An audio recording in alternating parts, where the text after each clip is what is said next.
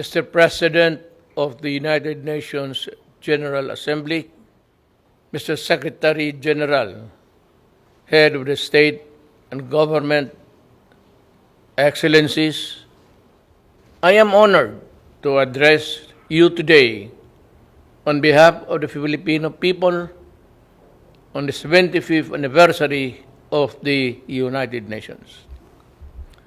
The invisible enemy that is COVID-19 has brought about an unfamiliar global landscape and unleashed a crisis without precedent.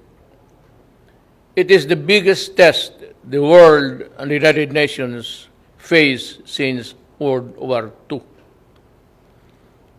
While the United Nations has brought relief and hope to so many countries and peoples around the world, it now finds itself saddled by a virus that has taken many lives and wrecked economies and social order. We are at a crossroads. How we address COVID-19 will define our future. For the Philippines, this means putting up all of the peoples of our United Nations at the core of this response.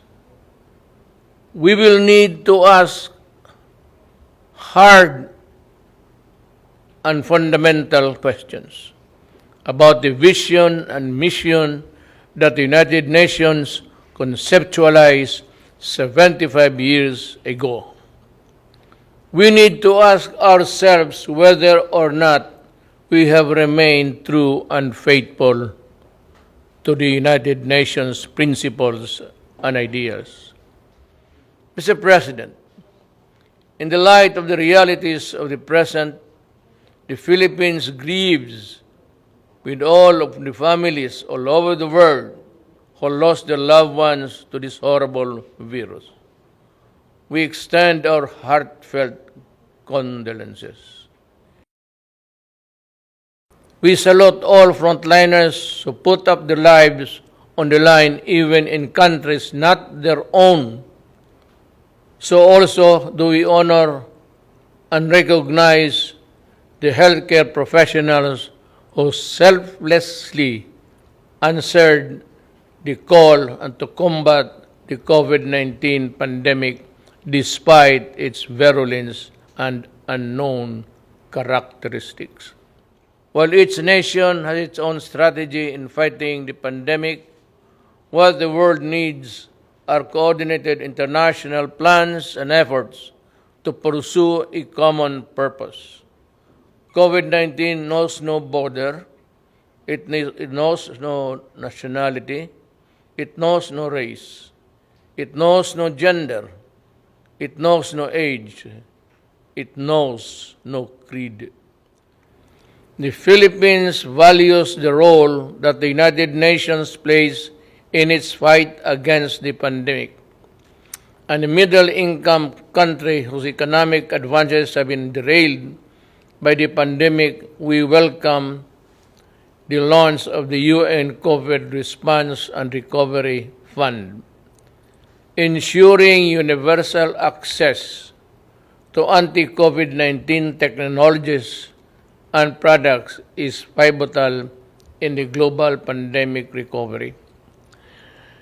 The world is in the race to find safe and effective vaccine. When the world finds that vaccine, access to it must not be denied nor withheld. It should be made available to all rich and poor nations alike as a matter of policy. The Philippines joins our partners in the ASEAN and the non-aligned movement, and in raising our collective voice, the COVID-19 vaccine must be considered a global public good. Let us be clear on this. We can call for a global health agenda with enough resources, and policy space for the World Health Organizations.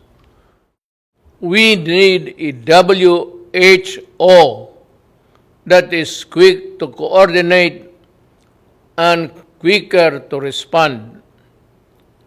The Philippines will do its part in the pooling of global resources.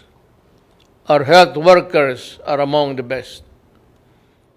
Mr. President, just as we needed stability and confidence because of the pandemic, geopolitical tensions continue to rise. Escalating tensions benefit no one.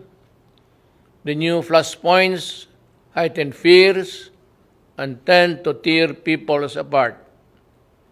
When elephants fight, it is the grass that gets trampled flat. Given the size and military might of the contenders, we can only imagine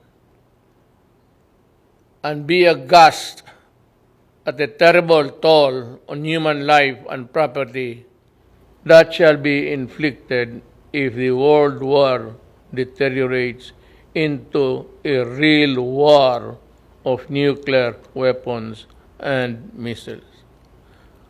I therefore call on the stakeholders in the South China Sea, the Korean Peninsula, the Middle East, and Africa. If we cannot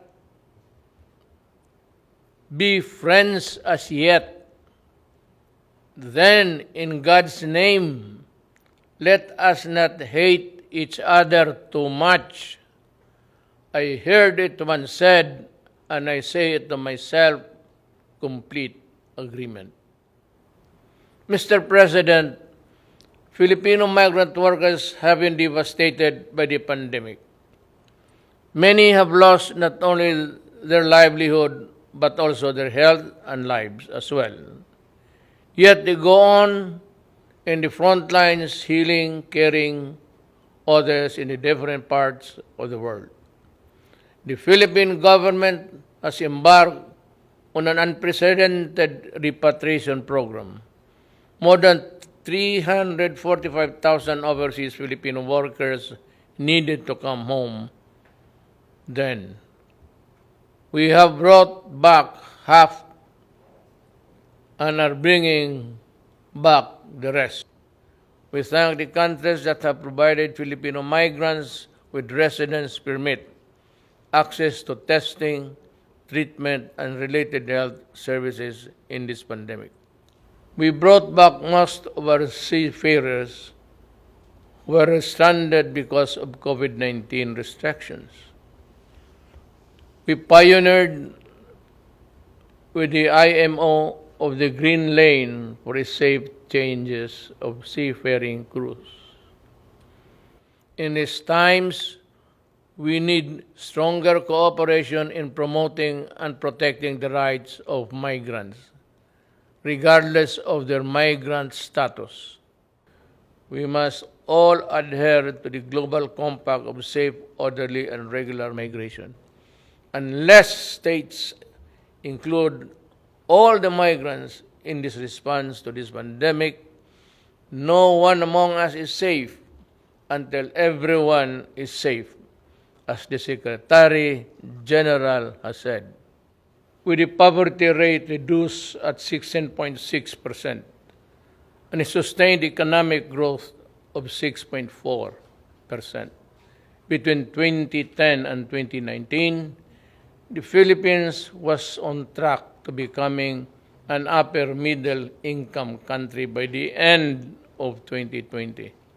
But the pandemic has placed our economy in recession. Despite this downward pressure on growth, the Philippines remains committed to the Sustainable Development Goals.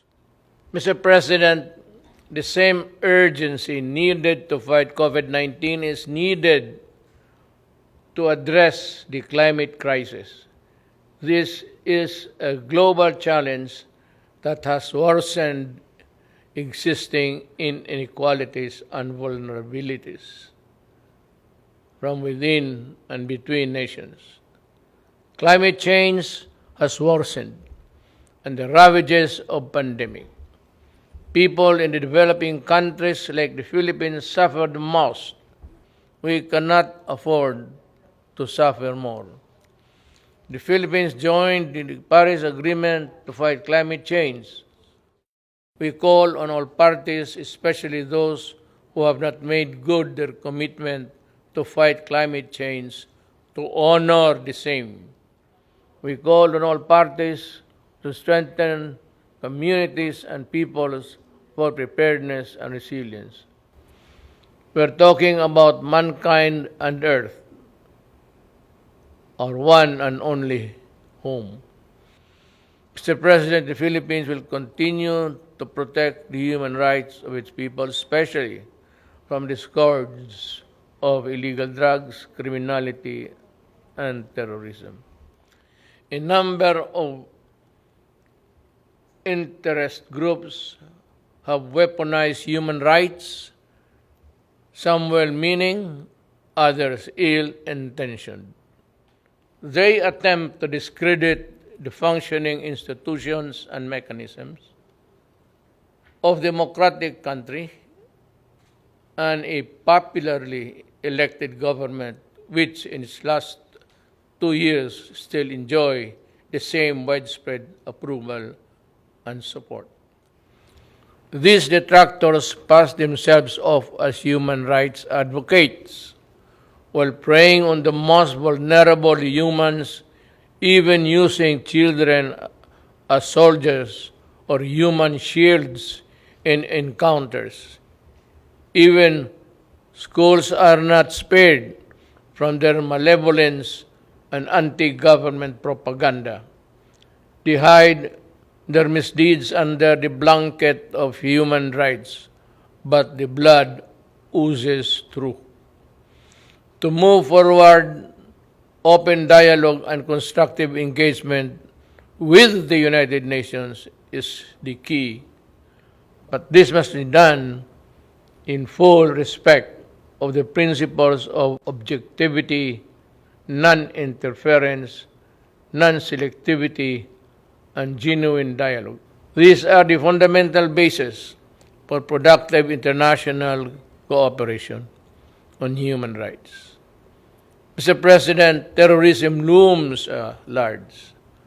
As I said at the Aqaba process, the Philippines will do everything and partner with anyone who would sincerely desire to protect the innocent from terrorism in all its manifestations. The Marawi siege, where foreign terrorist fighters took part, taught us that an effective legal framework is crucial. Our 2020 Anti-Terrorism Act shores up the legal framework by focusing on both terrorism and the usual reckless response to it. Its enactment was done pursuant to our commitment and the strict adherence to the relevant Security Council resolution and the UN Global Counter-Terrorism Strategy. Most importantly, we remain committed to rebuild the stricken community and address the root causes of terrorism and violent extremism in my country. We must remain mindful of our obligation and commitment to the Charter of the United Nations, and as amplified by the 1982 Manila Declaration on the peaceful settlement of international disputes, the Philippines affirms that commitment in the South China Sea in accordance with UNCLOS and the 2016 Arbitral Award. The award is now part of international law, beyond compromise and beyond the reach of passing governments to dilute, diminish, or abandon. We firmly reject attempts to undermine it. We welcome the increasing number of states that have come in support of the award and what it stands for. The triumph of reason over rashness, of law over disorder, of amity over ambition. This, as it should, is the majesty of the law. Mr. President, the global health crisis has further complicated the global security environment. But no aspiration nor ambition can justify the use of weapons that destroy indiscriminately and completely. There is no excuse for deaths that a nuclear war could cause, nor the reckless use of chemicals and biological weapons that can cause mass destruction.